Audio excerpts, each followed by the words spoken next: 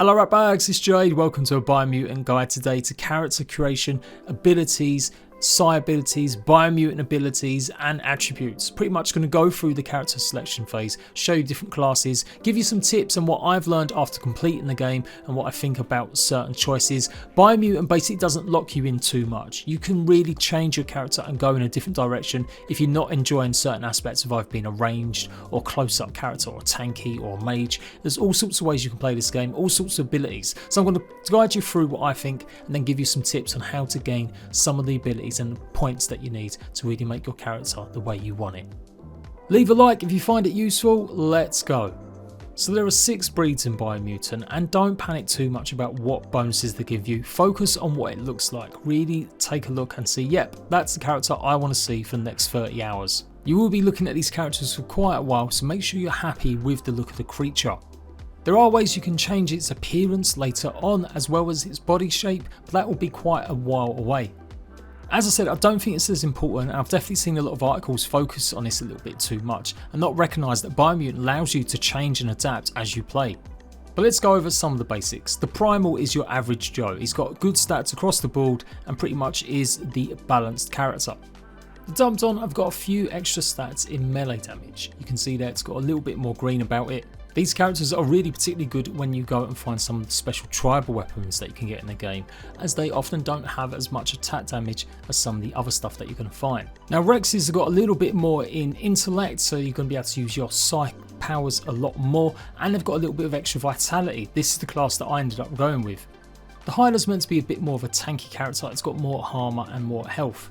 The Fip's going to give you more psi powers even more, but it has got significantly less health and armour than we had with the Rex.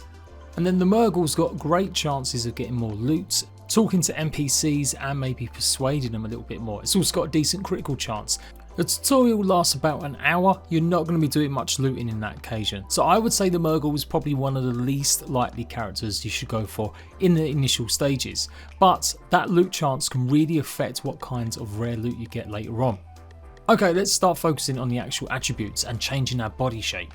Now this is a little bit more important in my opinion about what you're going to be focusing on. You can go a little bit mad and put loads of points into strength, loads of points into intellect or charisma. So like I said, it doesn't really matter what breed you start with, just focus on the look of it.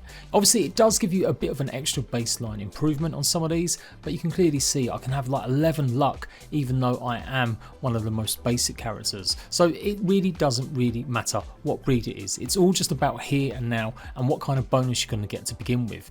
As I said, luck is great, but it's something that you're not necessarily going to be using a lot of because you won't be coming across a lot of loot in the first hour. Likewise for charisma and bartering, you're not going to come across loads of people to sell and buy stuff from. I think it was about 2 hours before I got any kind of money, which is the green leaves in the game, before I could actually buy something. There are certain weapons and armor pieces that do require a certain attribute to wear. So you'll find bags that need lots more strength, you'll find armor chest pieces maybe that need more vitality. But these are pretty rare actually, they're not as common as you would think. I have been looting absolutely everything in my 30 hours and I've probably only come across maybe 7 or 10 items that I couldn't actually wear until I got my attribute scores above a certain level, and usually it only required maybe 1 or 2 points into that attribute so that I could use it.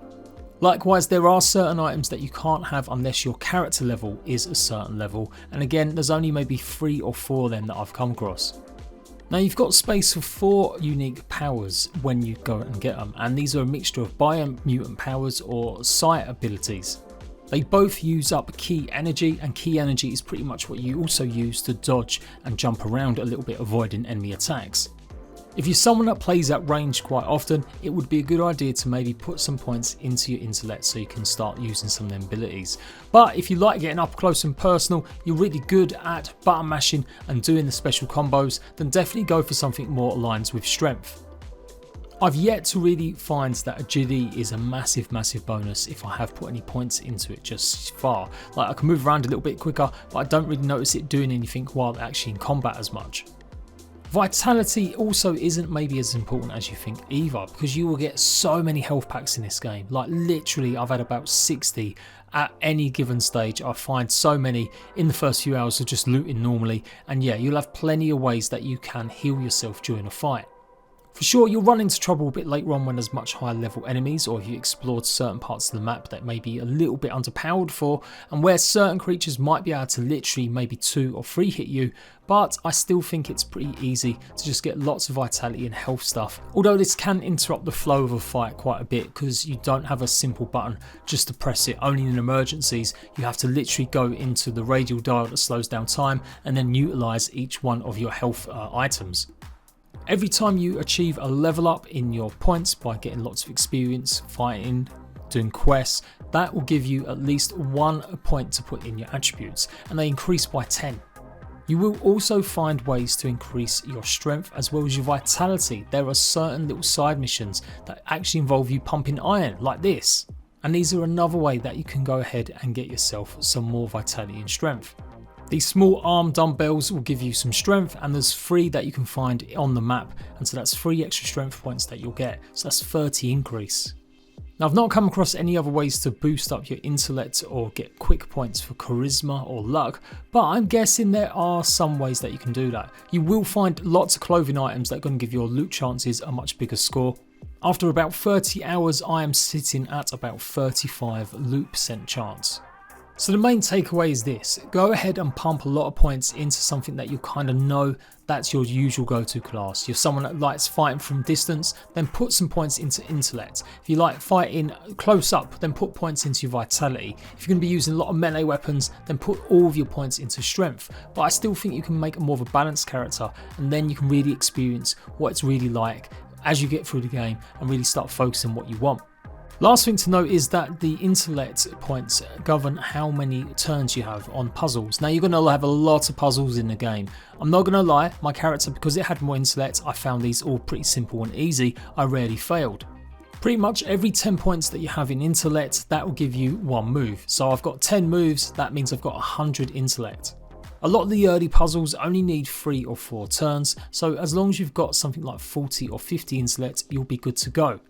But interestingly, if you fail 2 or 3 times, it actually makes the puzzle easier and does it in less moves. You can get electrocuted if you keep fading it, but you only lose a tiny bit of life. So yeah, I wouldn't go too mad in intellect just because you're worried about completing some of these puzzles, although they are a big portion of the game.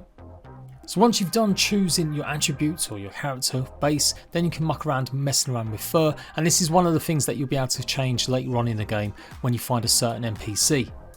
I do believe his name is Trim, so look out for him and he will let you customise your character even more. But obviously this is all just cosmetic. And that goes the same for your fur colour as well. It doesn't affect any stats, but you can change all this later on. So next up we've got classes, and as I said, I've yet to find a way to respec these. Maybe I've just not hit it right, I don't know, but it is something you've got to bear in mind. This is probably more important than choosing your body style or your attributes. That said, the majority of these starting loadouts you can actually buy and upgrade yourself later on when you get enough points. They do have some individual ones that are unique to each class, but like I said, I don't think it's necessarily that important. You can kind of go through the game and not worry because you've chosen the wrong class. You just need to maybe invest a bit more time in getting some upgrade points to maybe put some extras in something that you really wanted. Deadeye is your good all-rounder. It's good for combat, close up, but it's also good for ranged. You reload instantly and your next magazine is going to give you 20% extra boost.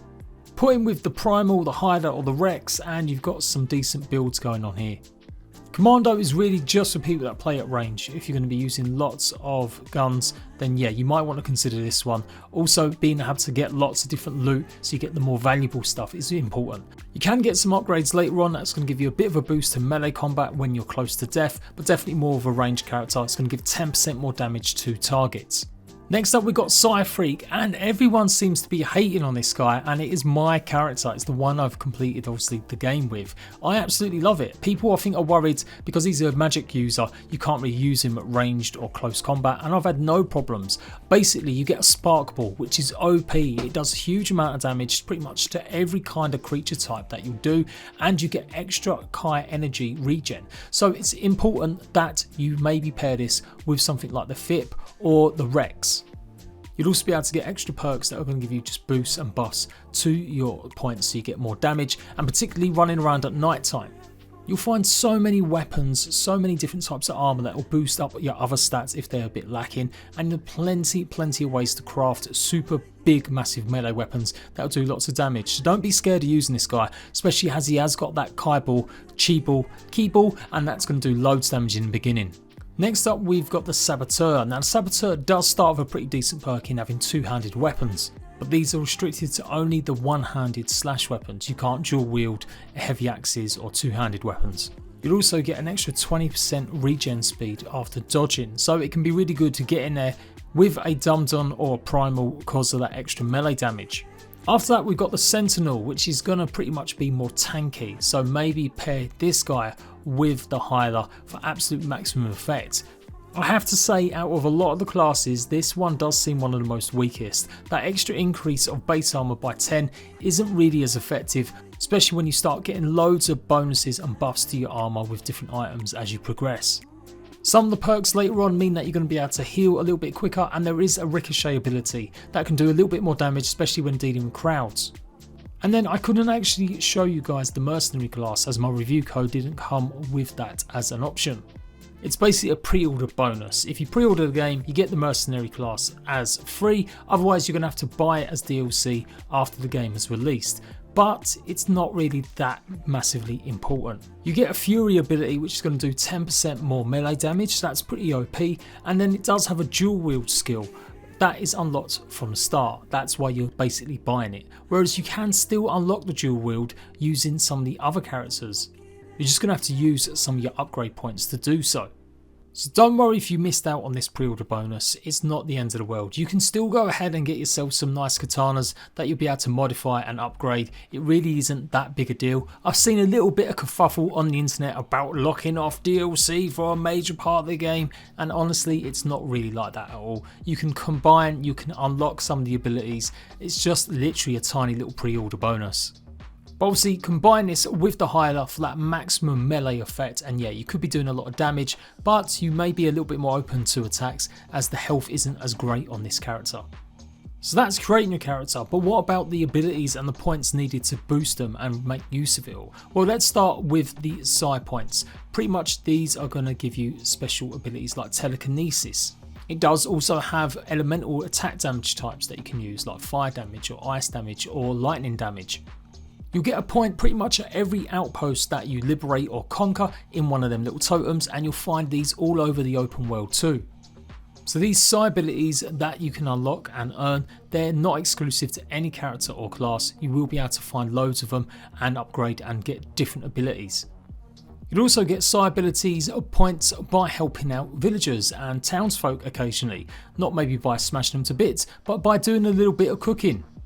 If you find these little outposts or little cook centres, you can actually go and do something that's going to give you a little bit of an extra point. Now there is one word of warning with psi points. Some are locked behind your AORUS score. So you can see I've got a psi point here where I do a huge amount of damage with this purple clad or area of effect, and it does loads of damage to anything that's inside it. I have to be level 30 in Dark Aura before I can actually unlock that skill. But again, you can be any character or class to earn that as long as you go and find enough psi points to actually then go and buy it. And if you want to flip flop and start earning points towards the light, there's lots of ways you can do that by helping out NPCs, when having conversations, being more polite and nice, and this all contributes to your light score. You can also earn psi points by helping captives that you find out in the world. These are a series of little side missions all over, and pretty much freeing these guys will give you some points and also give you an opportunity to get dark or light aura. So if you've got a character that uses a lot of abilities, like your psi abilities, then making sure he's got lots of intellect points or armor and weapons that help you regain your key energy. Next up we're going to do bio points. Don't worry, I'm going to go through how to get lots of experience and stuff, but I feel that's pretty most basics. We'll leave that to last. But yeah, bio points you get by defeating some of these guys. Now you'll find these in all sorts of locations, but anywhere you see that's green and misty, the likelihood is you'll find more of these, and each one of them is going to give you a bio point. You'll also come across a big daddy versions of these guys, Morks, and they will give you even more bio points. Now remember, when you're using these abilities, they still take away your key energy, so you have to be balanced and careful. Whatever ones you're using, it's still going to take away basically your energy, your stamina levels. And again, you can only have 4 slots active at one time. So you maybe don't unlock every single one just because you'll never use most of them unless you're really mixing it up. Maybe a couple from the side tree and a couple from the bio tree. And these can be found out in the world just as easily and readily as side points. You normally find one at outposts, most big ones at least. Sometimes just outside in the sort of trenches that you'll find across lots of these, or just scattered around in them little pods too. Now I'm going to do a separate video going over every single one of these and how effective they are, but as you can imagine it's going to take me a bit of time to unlock them all. And then last thing about biomutant points are that you can spend them on giving yourself a boost like elemental protection. There are certain areas of the map that obviously are going to cause you more damage, either heat zones or cold zones, and you either need armour that's going to give you 100% protection, or you can find specialist suits like I'm wearing right now. Otherwise you can spend 1 bio point to give yourself a 10% increase in some of your protection, and you can do this all the way up to 100. You can waste some of your buy points on it, but I really wouldn't. I would go out your way to either find armor that's going to help you in certain areas, like these suits that I'm wearing. I'm going to show you guys how to find these all in one video, or you can come across lots of them out there, like loads of armor pieces will all have certain protections that help you anyway, so you might not even need these suits. And then finally we're talking about attributes and skill points. So you can see I've just leveled up, I've put a point into my luck, and I'm doing okay with my character in the early stages. You can also see your Wung Fu moves. These can also be upgraded and unlocked depending on what weapons you're using. You've got special moves dedicated to close range and long range, and some of the moves are only specific to certain weapons. Every time you level up you'll get an upgrade point, and this can be used also for just general perks and points too. And this way you don't have to worry too much about classes, because you'll find a lot of these perks you can unlock them no matter what class you are. The classes really only give you just a start in some of them, rather than having to go and actually get the points and unlock them yourself. There are other ways that you can earn upgrade points too. You will find special little books in certain places, pretty much bandit camps, that you have to defeat quite a hard boss in some of these, but you will find an extra point this way. And yeah, like I said, every time you level up you'll get some upgrade points to spend. I would say choose carefully what weapons you're using, really test out your shotguns, automatic rifles, see if you really like them first before committing to spending your upgrade points on some of the moves. It is a bit of a shame that you have to go ahead and unlock the same moves, pretty much inputs on different weapons. I kind of would have preferred it if they just kept it that way, that you could unlock the same move across all different weapons, but there you go. It's also worth pointing out that your tribe weapons that you get, they automatically have all the unlocks done, so you don't actually have to spend any upgrade points on them. You get every single one of them, which is really cool. And just to show you guys a little bit more, you can see I've got my luck at 100, I've got my intellect at 101, so I am pretty much softening up enemies using my chi abilities, and then I'm going in for the kill with lots of melee, and then if I get injured I back up, heal, and then I'll go ahead and use my range. All in all, I don't feel like I've chose a bad character here. I like my Sci Freak, I love his abilities, and I just find it's pretty decent that they regen over quickly time. It does look like the sweet spot for a lot of your attribute points is 100. You get achievements by getting some of your scores to 100, or at least 2 or 3 of your ability scores or attribute scores to 100. So yeah, I would sit at that kind of point and then look at others that you might want to increase. So far, like I said, I've found that intellect, you don't necessarily need as many points as you think to do some of the puzzles. As long as you fail a few times, it will give you an easier option. It can be beneficial to have the persuasion skill when you're talking to other players, or pretty much charisma, that will help you get through certain outposts, and you can pretty much take them out without actually having to fight them. But there's only 1 out of every 3 out of every area that you get that option. I absolutely have been storing all of the loot that I'm finding, as I want to make lots of guides on crafting and making some massively crazy OP weapons. So I have increased my loot chances a lot more, and that might be something you want to do once you've got through the first few hours of the game. Start putting points into your loot scores then. I'm only now just maybe starting to put a little bit more points in things like my melee damage, or maybe some of the other attributes, as most of it's been focused on just making me a bit of a tanky, healthy character with my obviously Psi abilities. I don't want to go overboard right now. Like I said, I am going to do some more individual guides and show you the max what you can get with all the special moves on each individual character, but yeah, that's coming very soon in more videos. So if you find it useful, let me know. Like the video, go and show me and tell me what you've been doing with your character if you're watching this afterwards. And yeah, look out for more guides and tutorials from me. Until next time, rat bags, I will catch you later.